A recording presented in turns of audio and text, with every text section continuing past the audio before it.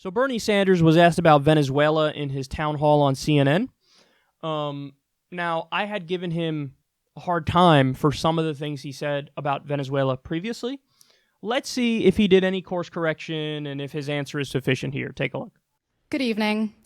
In light of the recent events in Venezuela, you came out against U.S. intervention, a contentious stance as many in Venezuela are currently suffering at the hands of Maduro through starvation and violence, and it is clear that he will not let humanitarian aid in.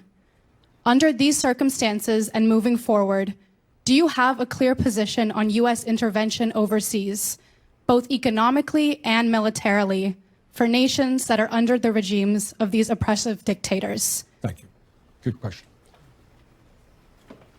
There are a lot of awful things happening in the world, and what's going on in Venezuela is terrible. The economy is a disaster. People are living in hunger and in fear. I strongly believe there has to be an international humanitarian effort to improve lives for the people. I think the evidence is pretty clear that the last election in Venezuela was not a free and fair election. And under international supervision, I want to see a free and fair election. But to answer your question, let me say this. I am old enough to remember the war in Vietnam. And I was as active as I could trying to keep the United States from going to war in Iraq. I was in the Congress at that point. And I am very fearful of the United States continuing to do what it has done in the past. As you know, or may know, the United States overthrew a democratically elected government in Chile and in Brazil and in Guatemala and in other countries around the world. So as someone who fervently believes in human rights and democracy, we have got to do everything that we can. But I think sometimes you have unintended consequences when a powerful nation goes in and tells people who their government will be. So my view is that whether it is Saudi Arabia, which is a despotic regime, or whether it is Venezuela, I think we have got to do everything that we can to create a democratic climate. But I do not believe in U.S. military intervention in those countries. Why have you, Senator, why have you stopped short of calling Maduro of Venezuela a dictator? Well, I think it's fair to say that the last election was undemocratic, but there are still democratic operations taking place in that country. The point is, what I am calling for right now is internationally supervised free elections. And I do find it interesting that Trump is very concerned about what goes on in Venezuela. But what about the last election that took place in Saudi Arabia? Oh, there wasn't any election in Saudi Arabia. Oh, women are treated as third-class citizens.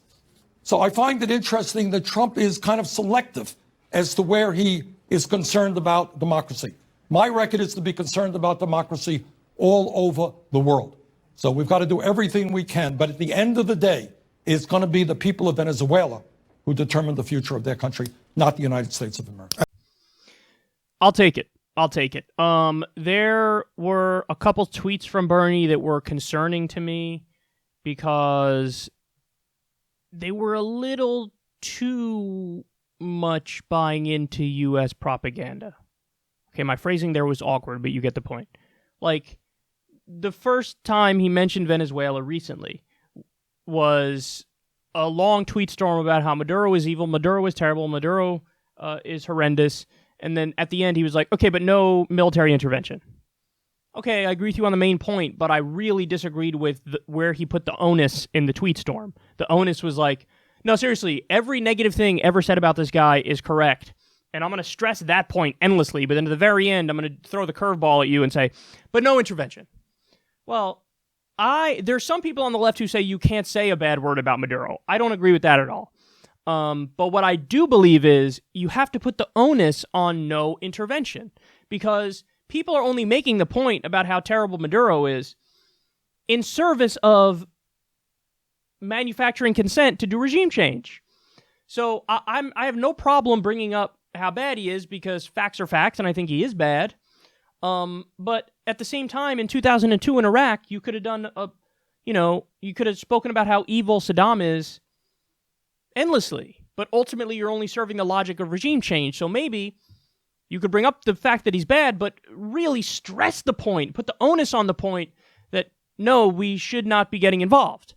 So I didn't like where he put his focus in his first tweet storm. And then in his second tweet on Venezuela, which we covered on the show, I was really disappointed in that because he really fell for a propaganda trick.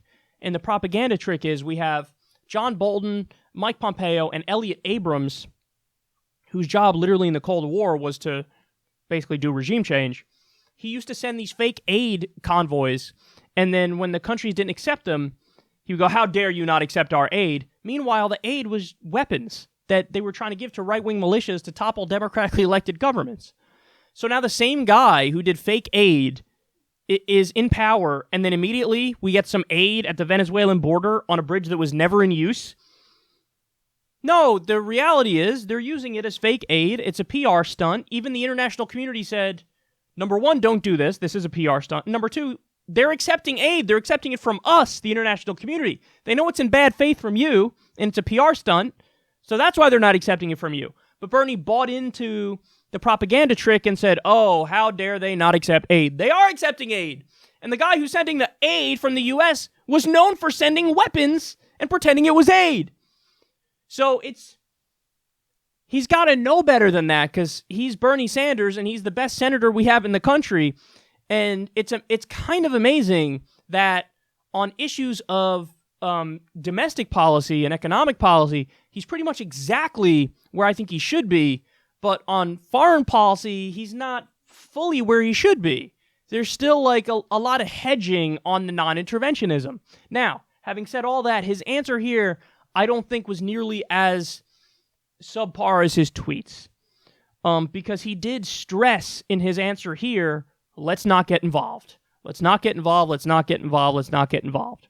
Now, I know, again, some people I know are going to say, no, what he said here wasn't enough.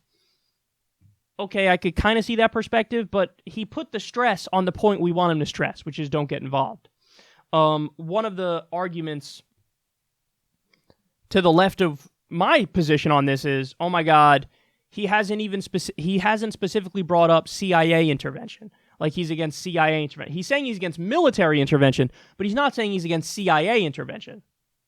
I think you're reading too much between the lines there, because even though he didn't bring it up here, there has been examples of Bernie in debates, even in 2016 against Hillary, where he doesn't just bring up, the examples of military intervention. He brings up Iran, which was CIA intervention, which toppled a democratically elected leader, Mohammad Mossadegh, and put in the Shah, a dictator. So he has spoken against CIA intervention. And I think when Bernie says he doesn't want military intervention, he's using that as a broad thing for just intervention. So he did fall for the PR aid stunt in his tweets, but here he really put the stress on the let's not get involved. And I think he's totally right about that. And so I'm gonna take his answer because I think on the overarching point, he got it. Despite missing maybe on some of the particulars, on the overarching point, he got it. So he says, the question was, do you have a plan for nations that are under the boot of repressive dictators? Now, by the way, I don't know if this was one of the questioners who was a Democratic Party aide or Democratic Party worker, but a lot of them were. They're consultants, they're strategists, they're in the Democratic Party, and CNN literally planted these people in the crowd and pretended like they were just regular folks. They're not, and they didn't disclose it, which is insane. But look at the framing of the question. Do you have a plan for nations that are under the boot of repressive dictators? My answer to that, as you guys I'm sure already know, is the U.S. supports 73% of the world's dictators. So do I have a plan for fighting back against those dictators? Yes. Step one is cut off all arms to those dictators. So notice, when the way they frame the implication of that question is, oh my God, aren't our official state enemies terrible, and aren't they bad dictators? When again, the reaction should be, you got to, just like Missy Elliott said, flip it and reverse it, because we back 73% of the world's dictators. So if you're so concerned about dictators, how about the ones we can actually do something about? We can't do anything about somebody who's not our ally and, isn't doing what we want. But what we can do something about is the people we have some control over, who we're allies with, who we give money and weapons to. So yes, I would act against them and get on a more neutral footing and stop propping up evil dictators. Then also in the framing of the question, he won't accept humanitarian aid. Again, that's just factually not true. He is accepting aid from the international community, just not from the U.S. because it's a PR stunt. And then I like how Bernie brought up Vietnam, Chile, Brazil, Guatemala.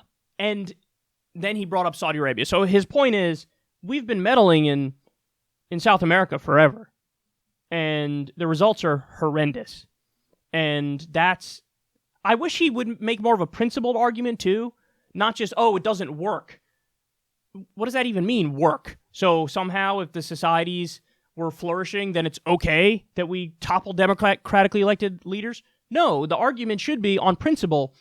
Do we believe in international law or no? If we believe in international law, we don't get to violate it willy-nilly whenever we want, because that makes no sense. That would mean we're a nation above nations and above the law, not a nation among nations that's beholden to the law.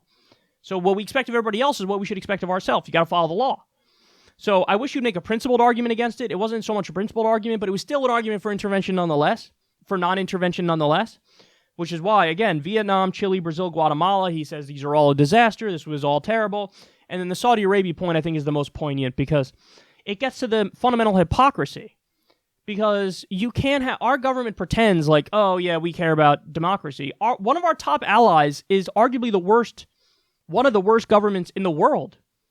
And he even brought up, look at how they treat women, they behead people in the public square, shit like sorcery and witchcraft is illegal. This is insane.